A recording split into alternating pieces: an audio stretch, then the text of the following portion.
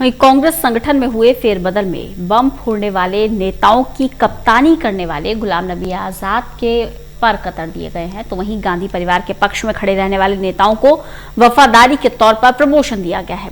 राहुल गांधी के समर्थक नए नेताओं के साथ पार्टी के वरिष्ठ नेताओं को भी संगठन और कांग्रेस की कार्यसमिति में जगह दी गई है। ऐसे में कांग्रेस संगठन में हुए फेरबदल में राजनीतिक रूप से कई सियासी संदेश छिपे हुए हैं। देखें रिपोर्ट।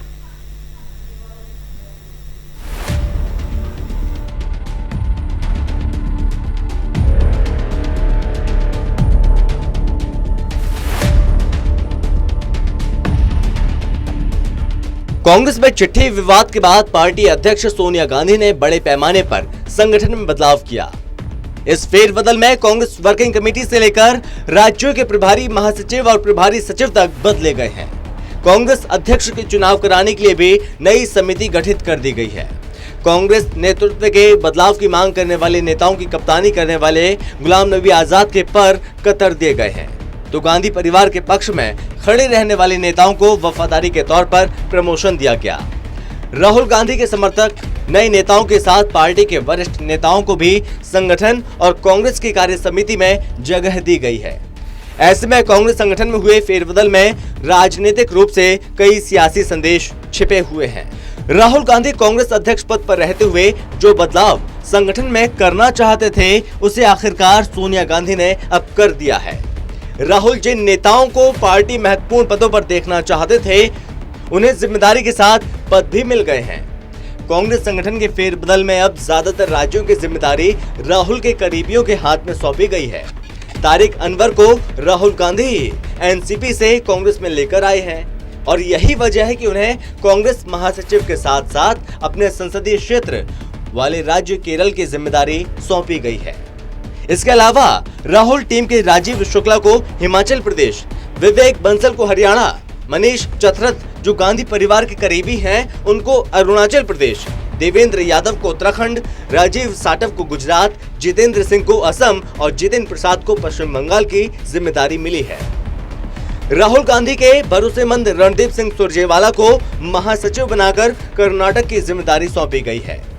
सोनिया गांधी को चिट्ठी लिखने वाले कुछ चेहरों का कद कम किया गया, लेकिन कुछ के असंतोष दिखाने के बाद भी भरोसा उन्हें दिखाया गया। चिट्ठी लिखने वाले G23 के कप्तान गुलाम नबी आजाद की पार्टी महासचिव पद से छुट्टी कर दी गई। इतना ही नहीं, उन्हें हरियाणा के प्रभारी पद से भी हटा दिया गया है और उनकी जगह अब विवेक बंसल को नई जिम्मेदारी सौंप दी गई। हालांकि गुलाम नबी और आनंद शर्मा को कांग्रेस की शीर्ष इकाई कार्यसमिति में बरकरार रखा और जितेंद्र प्रसाद को बंगाल का प्रभारी बनाकर प्रमोशन दिया गया है। पत्र फोड़ने वालों में शामिल रहे मनीष तिवारी, राज बब्बर, पृथ्वीराज चौहान, कपिल सिब्बल और शशि थरूर को ना ही संगठन में और ना ही कांग्रेस कार्यसमिति में जगह दी गई है।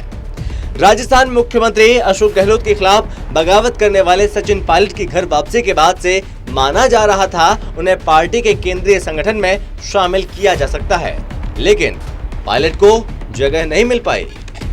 कांग्रेस की शीर्ष इकाई, कांग्रेस कार्यसमिति और संगठन में संतुलन बनाए रखने के लिए सोनिया गांधी ने जहां कुछ वरिष्ठ नेताओं को बनाए रखा, तो राहुल के करीबी कई युवा चेहरों को भी इसमें जगह दी है। इसी तरह से कांग्रेस संगठन के फेरबदल में युवा और अनुभव दोनों को जगह देकर बैलेंस बनाने की कोशिश की गई है। कांग्रेस फेरबदल से साफ है कि राहुल गांधी के करीबियों पर नेतृत्व ने फिर से भरोसा जताते हुए अहम जिम्मेदारी सौंपी है, जिसने राहुल की कमान लेने की संभावना को पुख्ता किया है। माना जा रहा है कि ये तमाम बदलाव राहुल गांधी को ध्यान में रखते हुए किए गए हैं। कांग्रेस में इस बदलाव के स्पष्ट संकेत नजर आए हैं कि राहुल गांधी अब दोबारा पार्टी की कमान संभालने को तैयार हो गए हैं। कांग्रेस कार्यसमिति से लेकर पार्टी संगठन में हिंदी भाषीय राज्यों से आने वाले नेताओं को ज्यादा तवज्जो दी गई है। कांग्रेस महासचिव और प्रभारी की लिस्ट में राजीव शुक्ला, PL पुनिया, अजय माकन, देवेंद्र यादव, जितेंद्र प्रसाद, हरीश रावत, RPN सिंह, अजय माकन, तारिक अनवर, जितेंद्र सिंह और रणदीप सिंह सुरजेवाला के नाम शामिल हैं। ये सभी नेता उत्तर प्रदेश, बिहार, हरियाणा जैसे हिंदी भाषी राज्य से हैं। वहीं कांग्रेस कार्य समिति में भी दिग्विजय सिंह, प्रमोद तिवारी, सलमान खुर्शीद, दीपेंद्र हुड्डा, कुलदीप बिश्नोई जैसे तमाम नेताओं को शामिल किया गया है।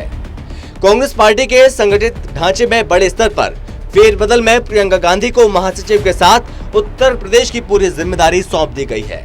प्रियंका को पिछले साल हुए लोकसभा चुनाव से पहले कांग्रेस महासचिव बनाया गया था और पूर्वांचल का प्रभारी नियुक्त किया गया था और अब उन्हें पूरे प्रदेश का जिम्मा आधिकारिक रूप से सौंप दिया गया। आपको बता दें कि उत्तर प्रदेश में 2022 में विधानसभा चुनाव होने हैं और ऐसे में कांग्रेस ने उसी को ध्यान में रखकर प्रियंका गांधी को राजनीतिक रूप से अति महत्वपूर्ण राज्य की जिम्मेदारी दी है। प्रियंका गांधी लगातार यूपी में सक्रिय हैं और सूबे की योगी सरकार को तमाम मुद्दों पर घेरने में जुटी हुई हैं। Special desk, total TV.